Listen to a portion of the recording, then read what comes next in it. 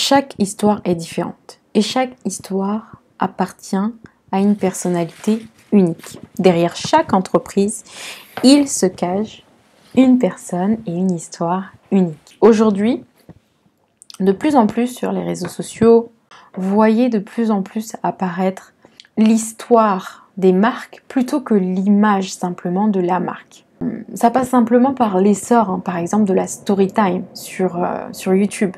On voit énormément que les stories, les histoires, donc littéralement, elles intéressent beaucoup les personnes. Et pourquoi elles intéressent les personnes? C'est parce qu'à travers ces histoires, on peut observer très facilement les valeurs de la personne. On sait à travers l'histoire racontée comment la personne s'est comportée et quelles sont les valeurs qui résonnent dans notre esprit. Donc on va s'intéresser à une personne plutôt qu'à une autre parce qu'on va pouvoir s'identifier à cette personne. On aura certainement vécu les mêmes choses. Et si on n'a pas vécu les mêmes choses, le fait d'avoir écouté son histoire, on se dit qu'on aurait peut-être réagi de la même manière. Ou au contraire, qu'on n'aurait pas du tout fait ça. Et les émotions qui découlent de ces constats, ça suscite certaines hormones dans notre cerveau, ça sécrète certaines hormones qui vont s'attacher à cette personne, simplement par la joie, la tristesse, la colère, etc., etc. On se rend compte qu'à travers des histoires, on peut partager des valeurs qui résonnent dans l'esprit des personnes à qui on s'adresse. Donc, comment concrètement on peut faire bon usage de son histoire? Donc là, je te pose la question, comment est-ce que tu peux faire bon usage de ton histoire pour transmettre tes valeurs en ligne et donner envie aux gens d'acheter tes produits? Donc là, dans ce module, on va véritablement voir comment faire ressortir des éléments caractéristiques de ton histoire, les temps forts de la construction de ton entreprise ou ceux qui font de toi la personne que tu es, tout simplement, pour transmettre sur tes médias sociaux et donner envie aux gens de te suivre, envie de connecter avec toi. Parce qu'il faut y avoir une émotion, il faut susciter une émotion, une connexion pour que les personnes puissent commencer à te porter de l'attention de par l'authenticité que tu auras été capable de transmettre, ou tu aurais été en mesure, pas forcément capable, mais en mesure de transmettre sur tes plateformes. Donc c'est vrai qu'on a tendance à penser souvent à tort que l'on n'a rien d'intéressant à raconter. On met de côté des anecdotes qui ont pourtant une importance capitale pour nos clients, car cela les aide à raisonner avec nous, ou encore à nous retrouver sur les moteurs de recherche en tapant simplement des mots-clés qu'ils recherchent. Quand tu vas faire un travail vraiment d'écrire les moments forts de ta propre histoire, il y a certains mots-clés qui vont ressortir. Et ces mots-clés-là, les personnes qui ont vécu les mêmes choses que toi ou qui ont les mêmes idées que toi, qui pensent aux mêmes choses que toi, ou en tout cas qui ont besoin de tes offres, simplement de tes produits, avec les mots-clés que tu vas trouver pour définir tes produits, ils vont les taper ces mots-clés, donc ils vont les rechercher. Et sur Google en général, quand tu tapes une recherche, par exemple, comment avoir une belle peau, si par exemple dans ton histoire de vie c'est d'avoir eu beaucoup d'acné et que tu veux aujourd'hui aider les autres à ne plus avoir de l'acné parce que tu as réussi à trouver simplement par ton expérience des solutions pour ne plus avoir cet acné, et tu as par exemple, donc tu proposes des produits cosmétiques pour pallier à ce problème, eh bien tu vas taper des mots-clés du style jugement par rapport à mon acné, mal-être par rapport à mon acné. Donc tu vas faire en fait une liste de tous les potentiels problèmes qui peuvent découler de l'acné et toutes les émotions, très sincèrement, que ça va susciter, que ça a suscité dans ton esprit et que ça peut susciter dans l'esprit d'autres personnes. Donc vraiment, les éléments de ton histoire sont très importants pour connecter avec ton audience. C'est vrai que notre vie personnelle ne doit pas être mêlée systématiquement à notre vie professionnelle. Ça, je suis totalement d'accord avec toi. Mais il ne s'agit pas ici de cela. Il s'agit plutôt de refaire le chemin inverse afin de visualiser dans ton parcours quelles ont été les valeurs qui en sont toujours ressorties. Qu'est-ce qui a fait que dans ta vie personnelle et dans ton parcours, tu es tombé après 3 tentatives infructueuses, quelles sont les erreurs que tu as faites pour tomber, mais surtout, et aussi, qu'est-ce qui a fait que tu t'es relevé la 4e fois? C'est ça qu'on veut savoir. C'est ça que tes clients veulent savoir. Ils veulent savoir comment tu as réussi à faire les choses à ta manière. Et c'est ça qui intéresse les gens. Même si tu as l'impression que c'est pas intéressant, en réalité, les banalités de la vie et les expériences qu'on fait ne sont jamais banales pour les autres. Parce que c'est ce qu'on vit au quotidien tous. Donc nous, les êtres humains, nous avons absolument besoin de partager nos expériences et de nous identifier à celles des autres. Et le plus étonnant, c'est qu'en partageant quelques-uns des moments les plus forts de notre vie, les gens vont entrer en contact avec nous. Pourquoi? Tout simplement, comme je viens de te le dire, parce qu'ils vivent les mêmes choses. Si tu as déjà suivi l'atelier gratuit pour créer des bases solides pour ta stratégie social media, tu sais que comme un arbre qui s'enracine solidement dans le sol, tu en es à la première étape. Celle de créer une image de marque solidement attachée à ta valeur et qui correspond à ton audience, car elle est gage de qualité de tes services, mais aussi du fait que tu as la solution pour répondre aux problèmes de ton audience. Parfois sans même dire un mot, en racontant simplement ton histoire. Donc on n'achète pas un produit, on va résumer ce qu'on vient de dire en quelques mots, on n'achète pas un produit, mais un récit ainsi que des valeurs communes et partagées. Donc comme on l'a vu depuis le début de cette formation, il y a un véritable retour à l'authenticité et on achète des produits et des services dont on a vraiment besoin. Pas des produits et des services juste pour faire joli, quoique certains le font, mais c'est surtout parce que si quelqu'un a envie d'être beau, c'est qu'il accorde vraiment beaucoup d'importance à ça dans sa vie. Donc on achète des choses auxquelles on accorde beaucoup d'importance. Donc j'insiste sur le fait qu'il faut aller chercher les clés dans ta propre histoire. Qu'est-ce qu'il faut que tu comprennes ici? Écris les moments forts de ta propre histoire pour que dans ton parcours, dans tes habitudes, dans ce que tu passes le plus de temps à faire pendant la journée, tu trouves déjà l'idée de ce qui t'anime le plus. Plus d'attention de toi-même envers toi-même et des autres envers toi, mais aussi d'authenticité dans ta communication. Donc je t'invite à lister les moments forts de ta vie qui ont forgé ton caractère, car on est tous enfants, innocents, incrédules, on gobe tout ce que les adultes nous disent, et puis on se prend quelques claques qui nous font emprunter tel ou tel chemin. Donc là, c'est important que tu notes les moments forts de ta vie et que tu leur donnes des chapitres. Premier chapitre, l'enfance. Deuxième chapitre, l'adolescence. Troisième chapitre, le début de la vie d'adulte et la vie d'adulte. Et à chacune de ces périodes, tu peux donner des valeurs grâce à la fiche de valeurs que tu trouveras juste après. Et l'idée, c'est ensuite d'appliquer au moment fort de ta vie les codes du récit narratif que tu trouveras également en pièce jointe pour donner du sens et de la consistance et mieux comprendre la personne que tu es aujourd'hui. Déjà, c'est pour être plus tolérant envers cette personne que tu es, pour savoir quelles sont tes valeurs principales et dans quelle activité est-ce que tu peux t'épanouir le plus, tout simplement. Une fois que tu te comprends, tu sais ce que tu passes le plus de temps à faire, en général, tu sais ce que tu aimes faire, ce que tu fais naturellement. Car le but à travers la création de ta marque, c'est en finalité d'être heureux de ta marque, de ton métier et d'affirmer dans quelle activité est-ce que tu seras le plus performant puisque c'est l'activité qui te sera vraiment alignée avec tes valeurs et avec ta personnalité. Je te rappelle, dans la section suivante, tu vas trouver la liste des valeurs de vie, donc la liste des valeurs humaines. Tu en choisis 3 pour chaque période de ta vie. Et tu choisis les 3 finales.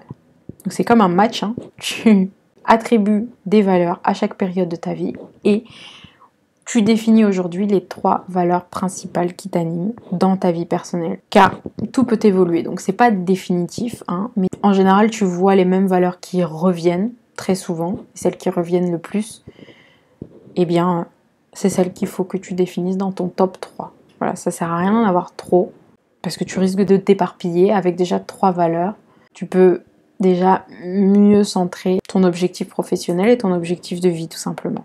Ensuite, je te joins un document que j'ai créé pour toi, qui est le résumé des principaux codes du récit narratif qui sont le plus souvent utilisés dans les séries et les films, et qui en font des contenus aussi captivants grâce à la méthode du storytelling. Donc tu peux appliquer ces codes-là à ton récit, à ton histoire de marque, qui sont constitutifs donc de ton image de marque dans la tête de ton audience. Et tu peux utiliser ce modèle pour tout type de contenu d'ailleurs.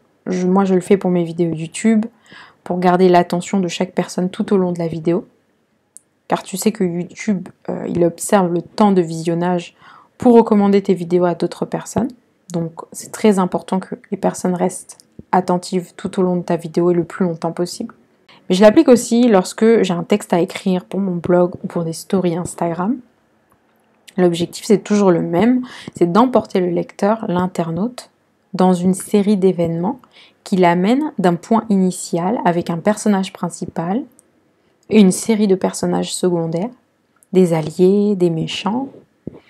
Bon, les méchants peuvent être les coups du sort ou les imprévus que tu as reçus dans ta vie, parce qu'on n'est pas obligé de faire une grande épopée à chaque contenu. Hein. C'est vraiment juste comme un fil conducteur que tu déroules pour écrire tes histoires, écrire tes contenus.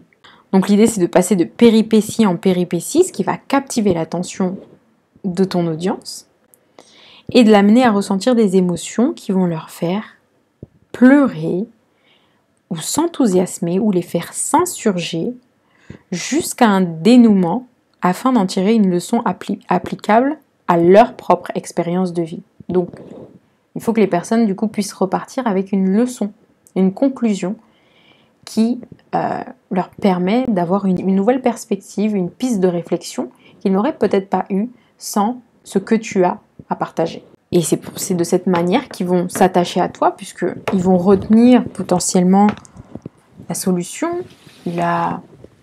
l'idée, la piste de réflexion que tu auras partagée, et ça donne envie de revenir voir tes contenus, ça donne envie de revenir voir de quoi tu parles. Si tu es honnête, tu es dans une démarche éthique, dans une démarche d'authenticité, dans une démarche vraiment de partage, il n'y a aucune raison que les personnes ne veulent pas te découvrir et découvrir bien sûr par la suite tes produits, pourquoi pas. Ça commence par vraiment le lien de confiance qui s'établit simplement par le récit, par l'attention portée à tes histoires, et ça finit par oui, j'aimerais bien en savoir plus. Si cette personne est telle qu'elle le présente, eh bien ses produits, ses services doivent être de la même qualité.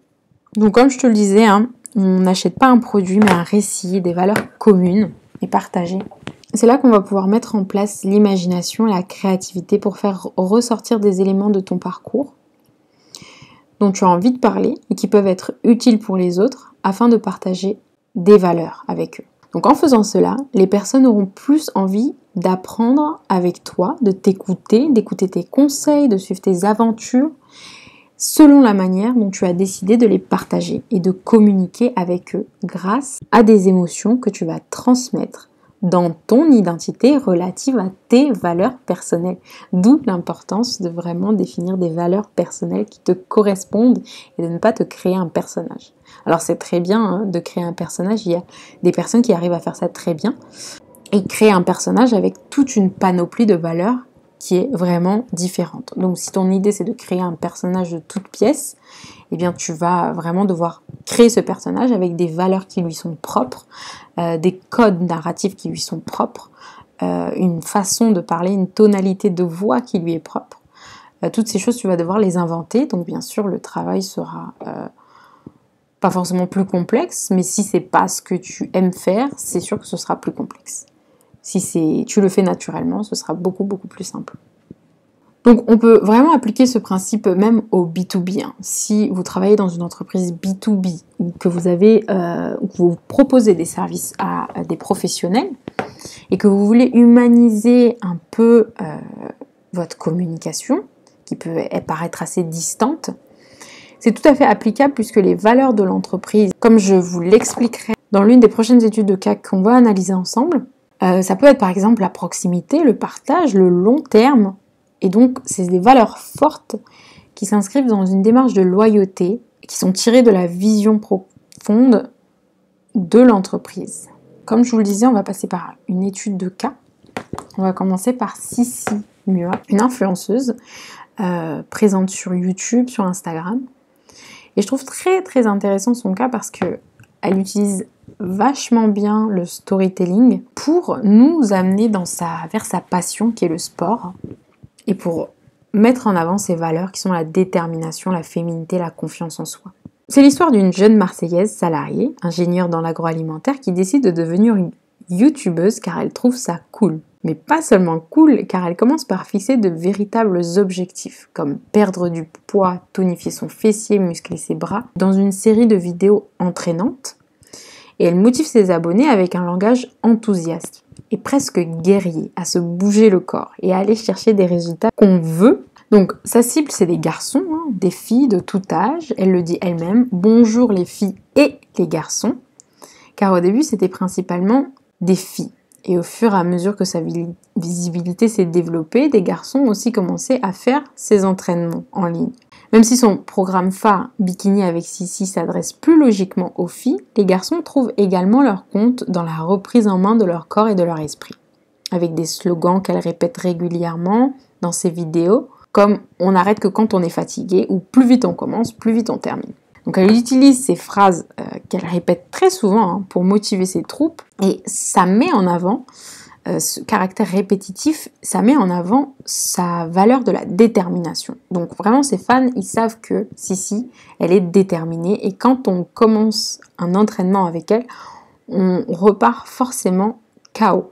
Mais on repart en ayant bien travaillé et en ayant avancé sur ses objectifs. Donc les personnes à qui elle s'adresse ont pour la plupart la même valeur qu'elle pour ce qui est de la détermination qui est aussi importante pour eux que elle dans l'atteinte de leurs objectifs physiques. Donc ils peuvent se reconnaître dans cette valeur de détermination.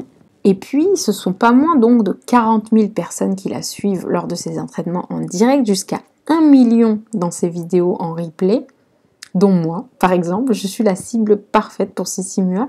Je ne m'arrête jamais, j'aime avoir un corps tonique, pas forcément hyper musclé, mais tonique. Donc j'adhère totalement à son univers.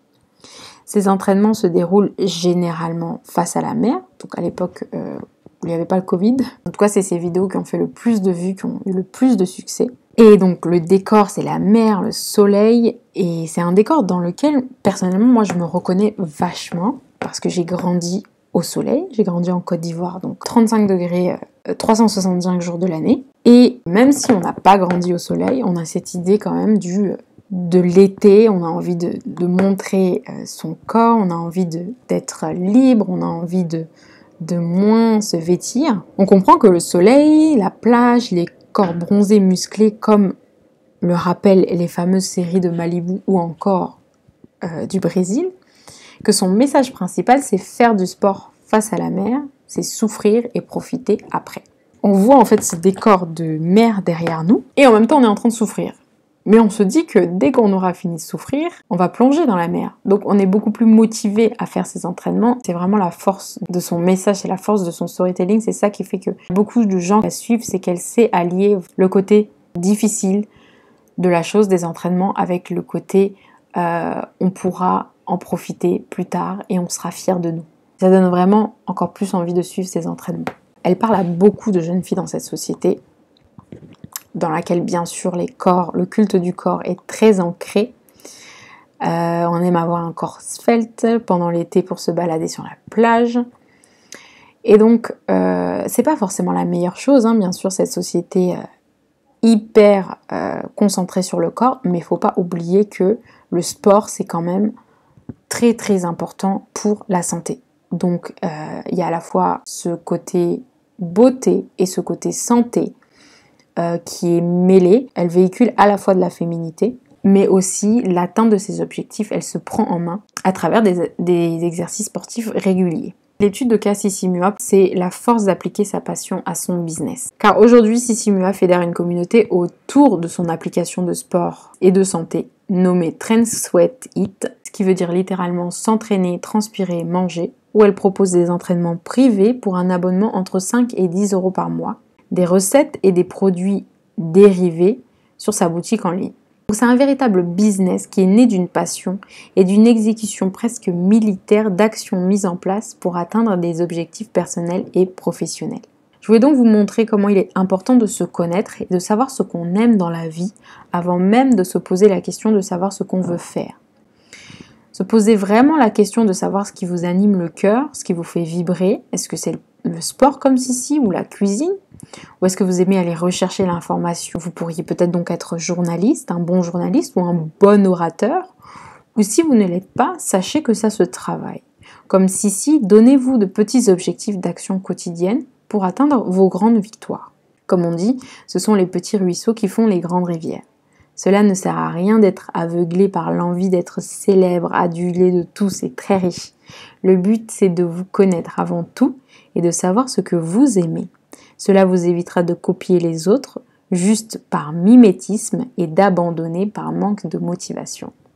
Donc, sur ces belles paroles, on va passer à notre deuxième étude de cas qui est centrée sur Frédéric Mazzella, qui est le patron de Blablacar.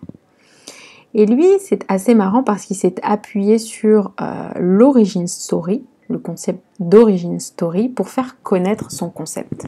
Son concept, c'est un service de réservation en ligne bien connu en France qui permet aux usagers de partager des trajets en voiture afin de gagner un peu d'argent pour le conducteur et de payer moins cher un trajet de longue distance qu'en train pour le passager. Cela permet aussi d'instaurer cette idée de convivialité dans le partage entre ces deux citoyens qui vont d'une ville à une autre ensemble. En fait, ce concept est né dans un train bondé qui reliait Paris à la Vendée lorsque Frédéric Mazzella il était mal à l'aise dans son wagon impersonnel et il observait en fait les voitures sur la route et nombreux étaient les passagers des voitures dont les sièges à côté et à l'arrière étaient vides. Il a eu un flash, il s'est mis à imaginer un service qui permettrait de réserver des trajets en ligne via Internet et les téléphones mobiles, et qui permettrait aussi de partager des voyages à l'échelle nationale et non seulement en famille. Blablacar est né vraiment de cette frustration, c'est pour ça qu'on appelle ça une origin story. C'est la version originale de l'histoire qui a mené à la création du concept, et depuis un véritable besoin est né pour servir les personnes qui font plusieurs trajets en voiture et qui souhaitent un complément de revenus, ou ceux qui n'ont pas un budget colossal pour leur trajet en France. Donc ça, c'est l'exemple d'un besoin parfaitement adressé grâce aux perspectives qu'offrent les plateformes en ligne. À force de publicité, l'engouement autour de ces services a été de plus en plus fort, jusqu'à créer une véritable communauté, qui sont aujourd'hui des ambassadeurs de la marque, puisqu'ils promeuvent la marque à leur entourage, ils parlent de leurs expériences en voiture, les personnes qu'ils ont rencontrées, il y a même des personnes qui se sont mariées après une rencontre sur un Blablacar. Donc, il y a vraiment un engouement autour de ce service, et puis il met en avant aussi des valeurs d'écologie et de convivialité.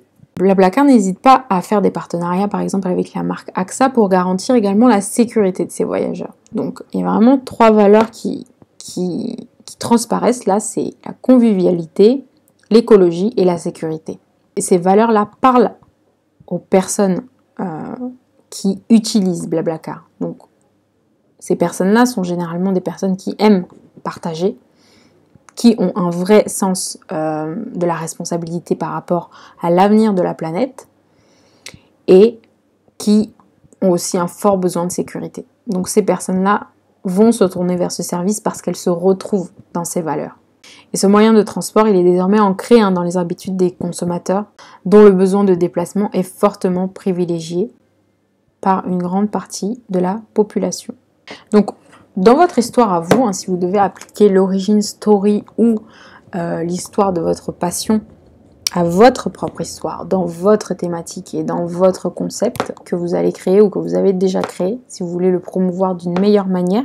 Il y a bien sûr à mettre en avant dans votre histoire la date de création de votre entreprise, de votre concept, les intervenants importants que vous avez rencontrés dans votre parcours personnel et qui ont contribué à construire l'histoire de votre marque.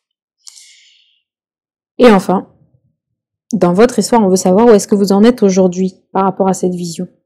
Et qu'est-ce que vous souhaitez apporter au monde. C'est ce qui va permettre aux personnes de se connecter avec vous, parce qu'ils ont les mêmes aspirations que vous, le même ressenti, la même vision du monde, d'où le mot communauté.